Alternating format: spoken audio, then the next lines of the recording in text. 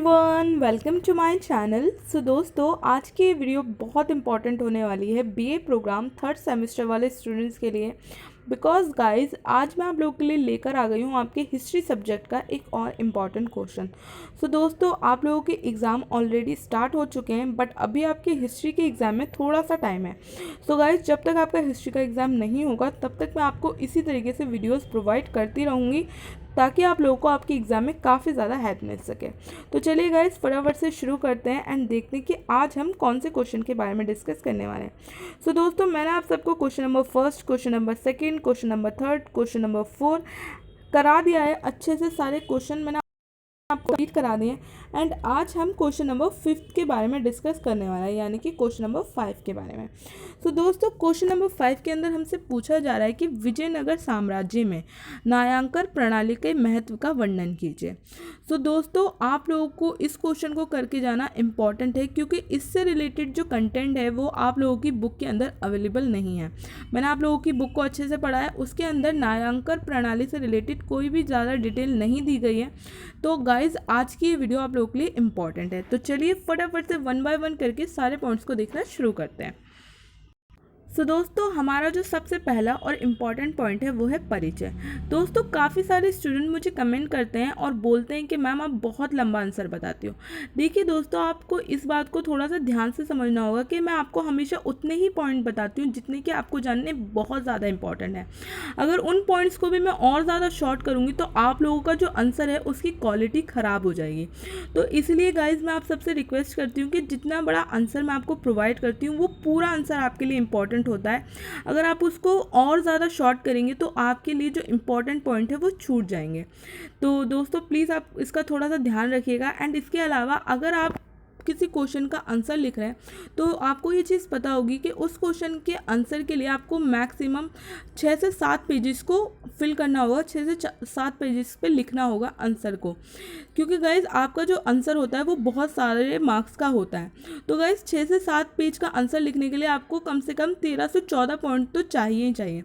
And उतने ही point मैं आपको अपनी हर वीडियो में प्रोवाइड करती हूँ। तो प्लीज़ गाइज, आप लोग ऐसा मत सोचिए कि मैं आपको बहुत लंबा आंसर प्रोवाइड कर रही हूँ। नहीं, मैं आपको हमेशा उतने ही पॉइंट प्रोवाइड करती हूँ जो कि आप लोगों के लिए जानने इंपॉर्टेंट है। तो चलिए फटाफट से शुरू करते हैं एंड देखते हैं हमारे पॉइंट नंबर फर्स्ट को। मोहम्मद बिन तुगलक ने अपने अनेक प्रयत्नों के बावजूद दिल्ली सल्तनत के विघटन को ना बचा पाया।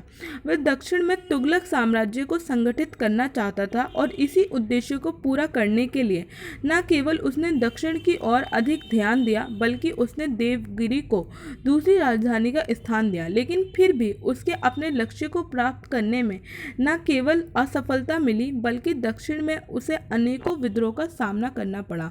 इन्हीं विद्रोह के बीच अनेक नए राज्य विजयनगर और बहामनी राज्यों का उदय हुआ। सो दोस्तों, इंट्रोडक्शन में आपको इन सारे पॉइंट्स को ध्यान रखना है, ये आप लोगों के लिए इंपॉर्टेंट है। मैंने बिल्कुल सिंपल लैंग्वेज के अंदर आपके लिए मेंशन किया है। अब हम बढ़ते हैं हमारे नेक्स्ट पॉइंट की तरफ गाइस, जो कि है हमारा विजयनगर साम्राज्य की स्थापना। विजयनगर साम्राज्य की स्थापना 1336 में हरिहर तथा बुक्का नामक भाइयों द्वारा की गई थी। शीघ्र ही उन्होंने पूर्व व पश्चिम घाटी के मध्य के क्षेत्र में अपनी शक्ति का विस्तार किया। प्रारंभ में हरिहर ने राज्य की बागडोर संभाली। हरिहर की मृत्यु के पश्चात उसका भाई बुक्का राजगद्दी पर बैठा और 1337 तक विजयनगर की राजनीति पर छाया रहा। इसके राज्यकाल में बहामनी सुल्तान मोहम्मद शाह प्रथम के साथ लगातार संघर्ष के लिए प्रसिद्ध है। इस संघर्ष का कारण मुख्य रूप से वह उपजाऊ भूमि थी जो कृष्णा नदी और तुंगभद्रा नदी के बीच फैली हुई थी। पहले चालुक्य और चोला शासक इस उपजाऊ भूमि पर अधिकार जमाने के लिए लड़ते थे, बाद में विजयनगर और बहामनी वंश लड़ने लगे। सो दोस्तों, इस वाले पॉइंट के अंदर आपको जो जो चीज़ें ध्यान रखनी है वो मैं आपके लिए अंडरलाइन। सबसे पहले तो आपको ये ध्यान रखना है कि विजयनगर साम्राज्य की स्थापना कब हुई? 1336 में। उसके बाद किसके द्वारा की गई ये ध्यान रखना है, 2 भाइयों हरिहर और बुक्का द्वारा। इसके अलावा आपको ये भी ध्यान रखना है कि सबसे पहले विजयनगर पे जो शासन किया वो हरिहर ने किया।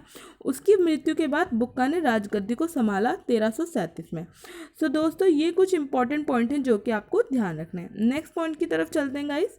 नेक्स्ट पॉइंट है हमारा न्यायांकन प्रणाली का महत्व। तो दोस्तों, हमारे क्वेश्चन के अंदर हमसे यही पूछा गया है, इसी से रिलेटेड मैंने आपके लिए पॉइंट मेंशन क्वेश्चन के हैं, इनको आप लोग बिल्कुल ध्यान से सुनिएगा एंड इनको समझने की कोशिश कीजिएगा।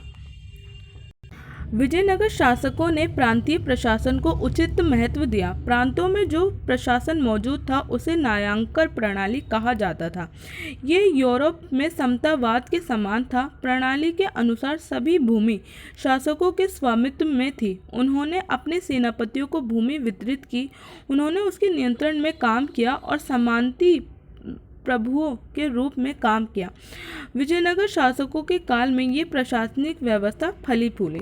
सो बेसिकली गाइज, न्यायांकर प्रणाली को मैं बिल्कुल आपको सिंपल लैंग्वेज में अगर समझाऊं तो बेसिकली न्यायांकर प्रणाली का मतलब ये था कि विजयनगर साम्राज्य के अंदर जितनी भी भूमि होती थी वो सारी भूमि राजा के अंडर में होती थी और राजा अपनी खुशी से अपने सैनिकों को, सेनापतियों को वो भूमि बांटता था और उनको उस भूमि के ऊपर अधिकार देता था और उसी अधिकार को देने को न्यायांकर प्रणाली कहा जाता था। सो गाइज, आपको बिल्कुल सिंपल लैंग्वेज के अंदर इस पॉइंट को अपने माइंड के अंदर रखना है।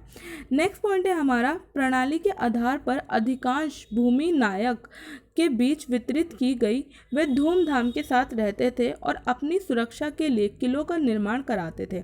उन्होंने विजयनगर शासकों के वर्चस्व को स्वीकार किया और उनके रक्षक के रूप में काम किया। सो गाइज, न्यायांकर प्रणाली के अंदर जो भूमि बांटी जाती थी और जो भूमि किसी व्यक्ति को दी जाती थी उसे नायक कहा जाता था और इन नायकों ने विजयनगर साम्राज्य के जो शासक थे उनके वर्चस्व को स्वीकार किया और उनके रक्षक के रूप में कार्य करने लगे। तो गाइज, ये पॉइंट आपके लिए इम्पॉर्टेंट है।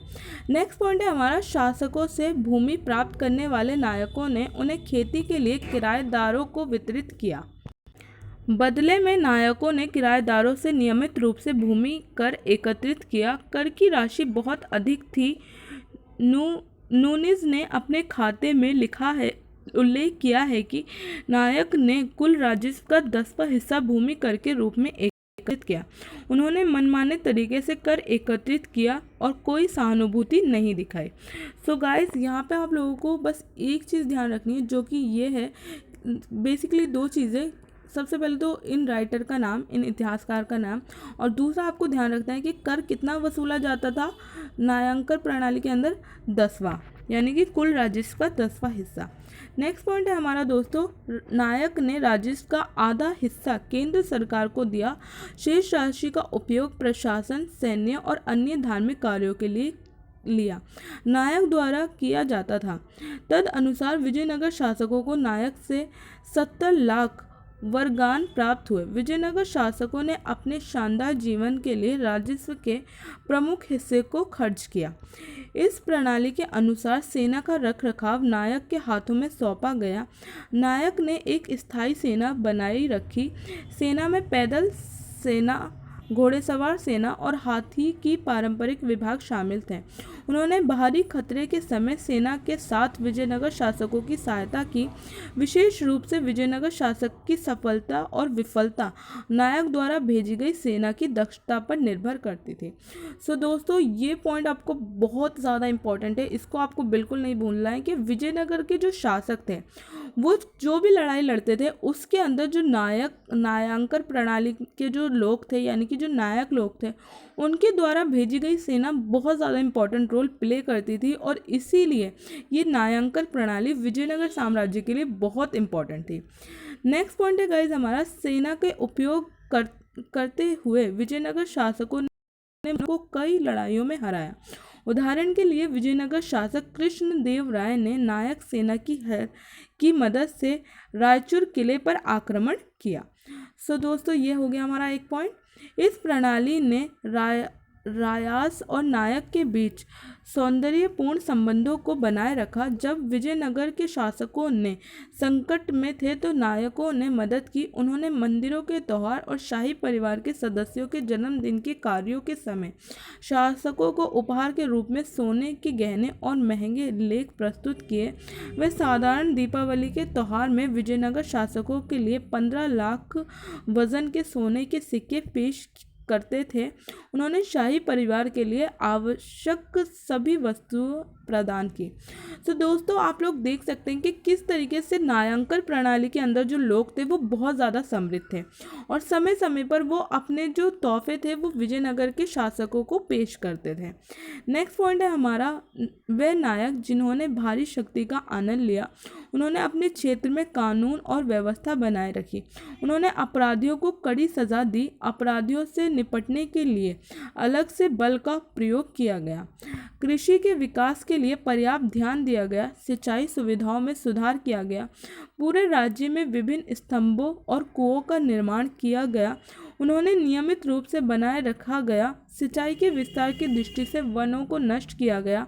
आमतौर पर नायक ने शासक की सराहना पाने के लिए मेधावी सेवाओं को प्रतिबंधित किया, कुछ अवसरों पर उन्हें शासकों द्वारा सम्मानित भी किया गया। सो दोस्तों नायांकन प्रणाली के अंदर नायकों को शासकों का पूरा सपोर्ट मिलता था और उनकी काफ़ी ज़्यादा सराहना की जाती थी। नेक्स्ट पॉइंट है हमारा, नायक स्वतंत्र रूप से कार्य करते थे, केंद्र और प्रांतों के बीच राजनीतिक प्रशासनिक संबंध थे। नायक ने विजयनगर शासक के दरबार में 2 प्रतिनिधियों को भेजने के अधिकार का आनंद लिया। उनमें से एक व्यक्ति ने राजधानी में तैनात नायक सेना को प्रशासित किया, दूसरा व्यक्ति नायक से संबंधित गतिविधियों में शामिल था, जैसे कि प्रणाली ने प्रभावी रूप से कार्य किया। विजयनगर शासकों ने पूरे साम्राज्य में नायांकन प्रणाली को बढ़ाया। तो गाइज आप लोग देख सकते हैं कि नायांकन प्रणाली विजयनगर साम्राज्य में काफ़ी इम्पोर्टेंट थी। प्रमाण स्वरूप नायांकन की संख्या काफ़ी बढ़ गई। नूनिस ने अपने खाते में उल्लेख किया है कि विजयनगर साम्राज्य में 200 से अधिक नायक थे। सो दोस्तों आपको इसको ज़रूर ध्यान रखना है नंबर को। इसके बाद गाइज जो हमारा नेक्स्ट पॉइंट है, शिलालेखों और साहित्यिक सबूतों ने साबित किया है कि विजयनगर शासन के तहत नायक प्रणाली का विकास हुआ। राज्यपाल के विपरीत नायक स्वतंत्र रूप से कार्य करते थे। उन्होंने लोगों के कल्याण के लिए विभिन्न रचनात्मक कार्य किए, खेती को बढ़ावा देने के लिए सिंचाई सुविधाओं में वृद्धि की, कानून और व्यवस्था लागू की, कला और वास्तुकला का विकास किया था, कई आकर्षक मंदिरों का निर्माण कराया, नए शहरों की स्थापना की। संक्षेप में उन्होंने हिंदू धर्म और संस्कृति की रक्षा की। तो दोस्तों ये वाला हो गया हमारा पॉइंट। और जो हमारा नेक्स्ट और लास्ट पॉइंट है वो है विजयनगर साम्राज्य के पतन तक नायांकन प्रणाली फली फूली। इसके पतन के लिए विभिन्न कारणों को जिम्मेदार ठहराया गया है, मुख्य रूप से आंतरिक प्रतिद्वंदिता और विदेशी आक्रमण के कारण नायांकन प्रणाली दूर हो गई। तो गाइज आपको ये सारे पॉइंट ध्यान रखने बहुत ज़्यादा इंपॉर्टेंट है आप सबके लिए। एंड लास्ट वाला पॉइंट तो बहुत ज़्यादा कि बेसिकली नायांकन प्रणाली का अंत विजयनगर साम्राज्य के साथ ही हुआ और इसके अंत के लिए काफ़ी सारे जो कारण हैं वो जिम्मेदार हैं, जैसे कि आंतरिक प्रतिद्वंदिता और विदेशी आक्रमण। सो दोस्तों ये हमारे सारे पॉइंट यहाँ पे ख़त्म होते हैं। उम्मीद करती हूँ आपको पूरा क्वेश्चन का आंसर अच्छे से समझ आ गया होगा। सो दोस्तों आज मैंने आप लोगों को जो क्वेश्चन का आंसर एक्सप्लेन किया है वो मैंने आपको बिल्कुल सिंपल लैंग्वेज में रिटर्न में दिया है। एंड मैंने आपको पॉइंट को ज़्यादा एक्सप्लेन नहीं किया क्योंकि बिल्कुल सिंपल लैंग्वेज में मैंने आप लोगों के लिए मेंशन की हैं सारी चीज़ें। तो उम्मीद करती हूँ दोस्तों कि आपको सारी चीज़ें क्लियर हो गई होंगी। तो आज की ये वीडियो में की हुई मेरी मेहनत आपको अच्छी लगी हो गाइस, तो प्लीज़ इस वीडियो को लाइक कीजिएगा, अपने दोस्तों के साथ शेयर कीजिएगा एंड कोई भी प्रॉब्लम हो तो आप लोग मुझे कमेंट कीजिएगा। इसके साथ ही अगर कोई ऐसा पर्सन है जो चैनल पर फर्स्ट टाइम आया तो प्लीज़ मेरी आप सबसे यही रिक्वेस्ट है कि चैनल को सब्सक्राइब करना बिल्कुल भी मत भूलिएगा और नोटिफिकेशन बेल आइकन को ज़रूर ऑन कीजिएगा। सो गाइज आज की इस वीडियो में बस इतना ही। मिलती हूँ आप सबसे अपनी नेक्स्ट वीडियो के अंदर, तब तक के लिए थैंक यू सो मच।